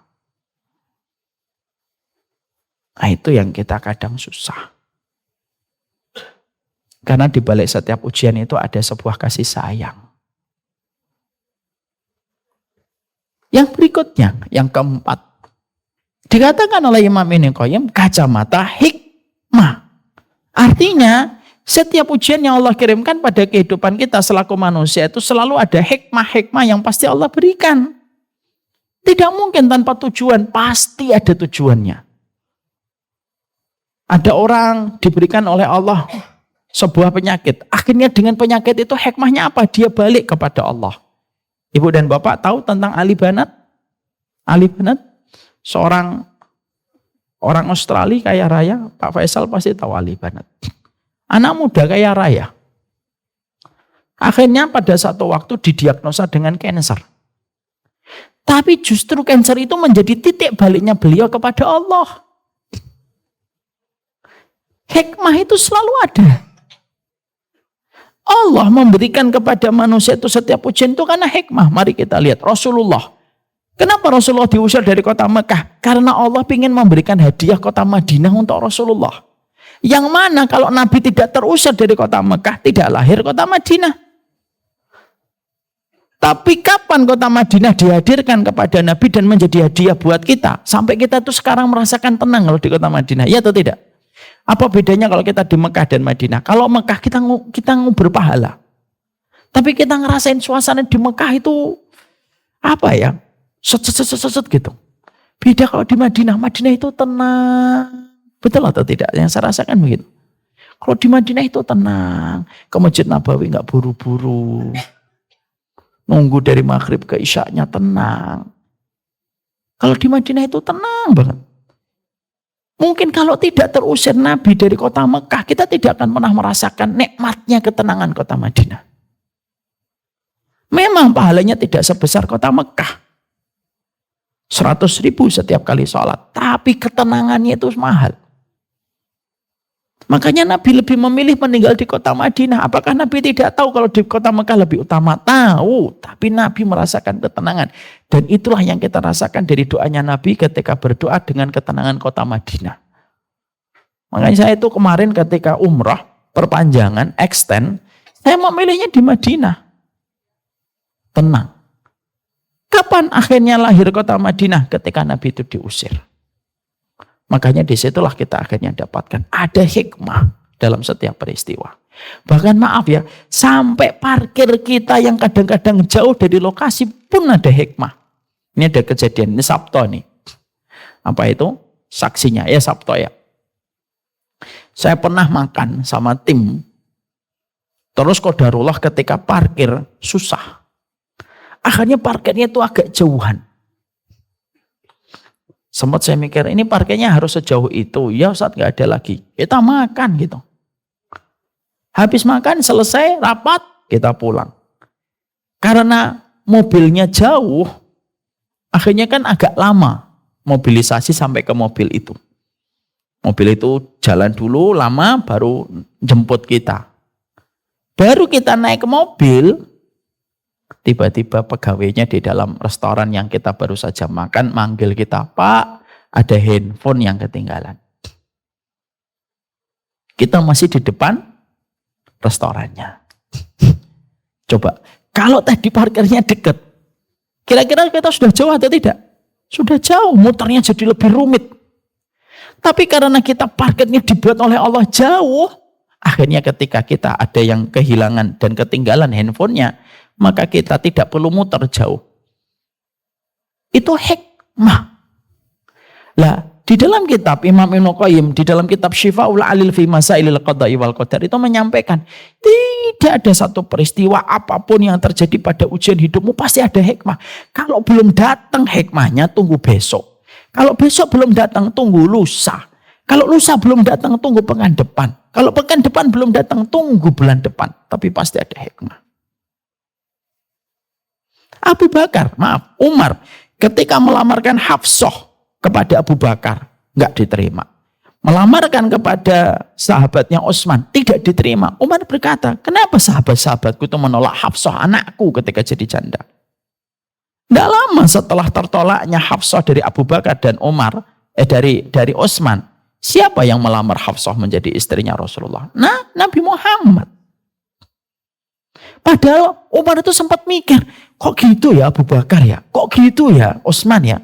Padahal anakku ini solehah. Kenapa Abu Bakar menolak? Karena beliau sudah tahu bahwasanya Nabi ingin melamar Hafsah. Selalu ada peristiwa hikmah dalam setiap kejadian yang terjadi pada kehidupan manusia. Coba Bu, Bapak masih ingat peristiwa Sukhoi? Saya dulu termasuk agak detail ketika mengamati peristiwa Sukhoi. Karena untuk sebuah sebuah momen untuk mempelajari tentang tauhid. Ternyata pesawat Sukhoi yang menabrak gunung Ciremai, itu ternyata list penumpang yang harusnya naik pada penerbangan perdananya, itu ada beberapa penumpang yang tidak jadi naik. Ada yang terjebak macet. Ada urusan tiba-tiba mendadak. Padahal memang saat itu pret sekali ya kalau diundang untuk mencoba tester pesawat Sukhoi yang akan diuji cobakan menjadi pesawat komersil. Ternyata ada beberapa orang yang harusnya naik pada flight yang pertama perdana itu. Tapi dibuat oleh Allah telat. Dibuat oleh Allah ada meeting. Kenapa? Karena ada hikmah yang Allah sedang berikan untuknya. Saya itu pernah ini membaca hikmah lagi. Saya itu pernah mau ngajar di bandara. Terus naik-naiknya dari Damri Pangkalan sini nih. Di Pangkalan Jati sini. Naik Damri. Saya sudah buru-buru. Lalu naik Damri sudah mau berangkat. Saya langsung mau naik. Saya ketok-ketok, Pak, saya mau naik Pak, buru-buru duhur harus ada kajian. Maka keneknya bilang, maaf Mas, udah penuh. Tidak apa-apa Pak, saya berdiri, yang penting saya nggak terlambat. Tidak bisa. Nanti ada pemeriksaan kalau ada yang berdiri. Karena ini adalah bus bandara. Waduh Pak, kalau saya nunggu lagi yang belakang lama Pak. Ya udahlah. Jadi nggak tanggung jawab saya, kata dia. Akhirnya bis itu berangkat. Akhirnya saya naik bis berikutnya. Nunggu betul sampai 15 menit belum berangkat. Merambah ke 20 menit. Baru berangkat. Ketika baru mulai penuh. Berangkat itu hampir setengah jam baru berangkat. Qadarullah tiba-tiba saya duduknya paling depan. Masya Allah. Tiba-tiba sopirnya itu ketika mau masuk ke lingkar luar, masuk ke tol dalam kota, tiba-tiba mendapatkan telepon. Begini. Kamu masuk aja ke Tanjung Priok, jangan lewat dalam kota. Itu jauh sebelum ada namanya Google Map hari ini. Kamu masuknya Tanjung Priok aja. Karena yang di dalam kota macet parah. Akhirnya karena telepon itu dibuka agak keras jadi kedengaran. Akhirnya dia banting itu bisnya ke arah Tanjung Priok. Dia lewat Tanjung Priok. Qadarullah lancar selancar-lancarnya Bu. Sampai di bandara saya tepat waktu pas adzan. Lalu saya iseng tanya sebelum turun, Pak, itu tadi yang nelpon kepada Bapak bis yang sebelum kita? Iya, bis sebelum kita. Dia masih di dalam kota kena macet parah. Saya tuh akhirnya ya Allah jadikan saya tidak bisa untuk masuk ke bis Damri yang pertama. Karena Allah ingin mengatakan kepada kita, itu macet. Kan kamu pengennya duhur kan? Itu macet. Saya ganti dengan bis yang kedua. Cuma kadang-kadang kita ini kurang sabar kayak anak kecil yang serewel gitu loh. Itu ada toko mainan. Kita pengen membelikan di toko mainan yang lebih mahal. Akhirnya apa rewel? Maunya di sini nanti nak. Enggak maunya di sini nanti Abi lupa. Padahal kita mau membawa dia ke toko mainan yang lebih bagus. Makanya Pak Faisal tuh sering rewelnya di toko mainan yang pertama. Makanya indah betul ketika akhirnya kita mendapati Imam Ibnu Qayyim kacamata yang berikutnya itu kacamata hikmah. Ya, pasti nggak ada hikmah, pasti ada hikmah. Pak dokter saja yang kita tahu bagaimana kuliahnya di kedokteran, mungkin nggak Pak Faisal itu nulis satu Pak Dokter Insani, nulis satu status tanpa ada tujuan, mungkin nggak Pak Dokter? Nggak mungkin. Pak dokter itu sebagai orang yang dengan referensi keilmuan itu yang mumpuni, nggak mungkin nulis itu tanpa ada tujuan. Pak dokter, saya kemarin membaca WhatsApp antum status itu artinya apa? Wah, saya nggak ada maksud apa-apa. Nggak mungkin. Oke, maaf kalau orang gila, iya nulis nggak paham. Tapi nulis apa Mas? Mana saya tahu. Tujuannya apa? Mana saya ngerti. Ya wajar, dia memang orang gila. Tapi kalau orang itu ngaji, orang itu sekolah, tidak mungkin dia menetapkan tulisan itu kecuali ada tujuannya. Apalagi Allah. Maka pasti ada hikmahnya. Yang berikutnya, yang terakhir. Apa kacamata hikmah ketika membaca sebuah ujian yang Allah berikan kepada kita? Dipuji. Artinya Allah itu dipuji. Artinya apa? Tetap kita mujinya Allah. Karena apa? Tidak ada semua yang terjadi dari kasih sayang, rahmat, hikmah, tauhid, semuanya itu menunjukkan kepada kita kadar yang luar biasa ketika kita memahami setiap takdirnya Allah. Makanya orang yang diuji tetapi tetap memuji, dia tidak akan merugi. Orang yang diuji tetapi dia tetap memuji, dia tidak akan pernah merugi. Itu kata para ulama. Makanya Rasulullah kalau kondisinya menyenangkan, zikirnya apa? Alhamdulillah binikmatihi tatimmus sholihat. Kalau Nabi mendapati kondisi yang tidak menyenangkan, apa doanya Nabi? Alhamdulillah ala kulli halin. Kenapa kok Nabi tetap memuji? Karena walaupun Allah menguji kita, pujian itu tetap sempurna untuknya.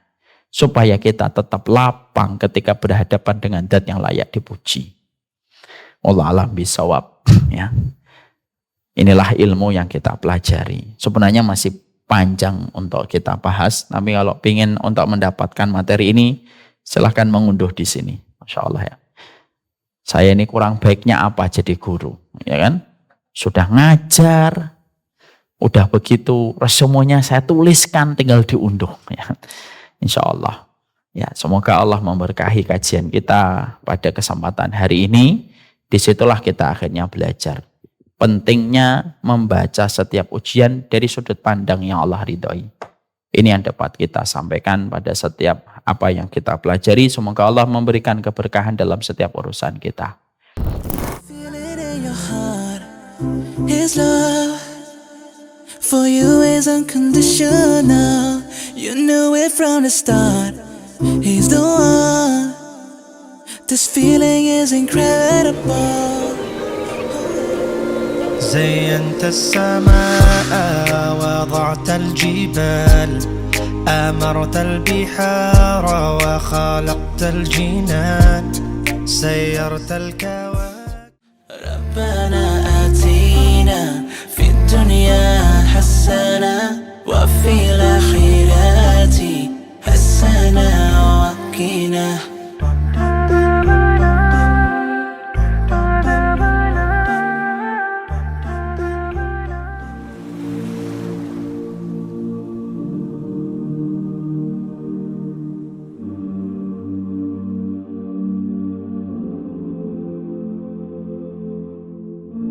I've been holding for so long, scared I might slip away.